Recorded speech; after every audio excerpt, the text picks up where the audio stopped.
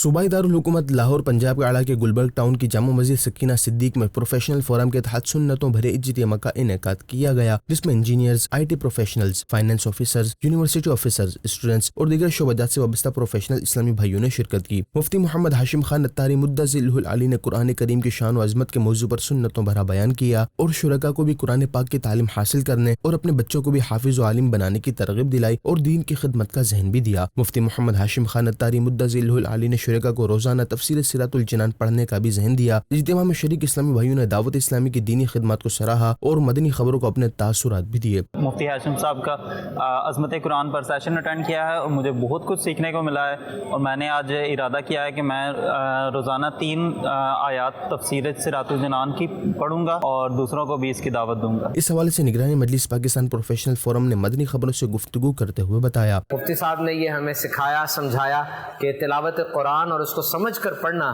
کتنا ضروری ہے۔ اس حوالے سے تفسیر صراط الجنان پڑھنے کی ترغیب دلائی، اور بہت سے جو شرکاء اجتماع تھے، عاشقان رسول تھے، انہوں نے اپلیکیشن صراط الجنان وہ بھی ڈاؤن لوڈ کی اور اچھی نیتیں کی۔ آپ سب کو بھی یہ دعوت ہے کہ آپ ضرور بالضرور پلے اسٹور سے iOS اسٹور پہ جائیں اور تفسیر صراط الجنان یہ ڈاؤن لوڈ کریں۔ جدید تقاضوں کے مطابق بہت ہی زبردست تفسیر ہے یہ مفتی قاسم اتاری صاحب دامت برکاتہم العالیہ کی، خود بھی ڈاؤن لوڈ کیجئے اور سب تک یہ نیکی کی دعوت پہنچا دیجئے۔ آخر میں مفتی محمد ہاشم خان نتاری مدثر العلی نے دعا کروائی اور شرکاء سے ملاقات بھی کی۔